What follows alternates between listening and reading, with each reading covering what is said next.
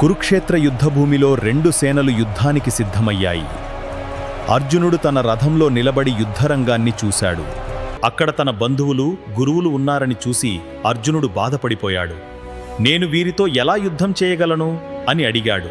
అప్పుడు శ్రీకృష్ణుడు అర్జునుని చూసి చిరునవ్వుతో మాట్లాడటం ప్రారంభించాడు. జీవితం గురించి గొప్ప జ్ఞానాన్ని చెప్పడం మొదలుపెట్టాడు. ధర్మాన్ని రక్షించడానికి, అధర్మాన్ని నాశనం చేయడానికి నేను ప్రతి యుగంలోనూ వస్తుంటాను. కర్మయోగమంటే అది నీ కర్తవ్యం, ఫలాపేక్ష లేకుండా చేసే పని. ఆత్మ శాశ్వతమైనది, నాశనం లేనిది. మానవుడు మనసును అదుపులో ఉత్తుకోవాలి అర్జునా.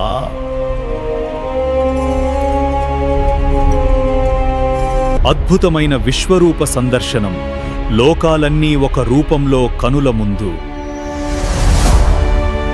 యదో ధర్మస్తతో జయః.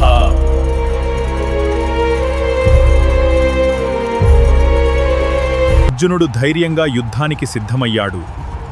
ధర్మం కోసం పోరాడటం ఎంతో గొప్పదని తెలుసుకున్నాడు. Do your duty without expecting the results. This is our dharma.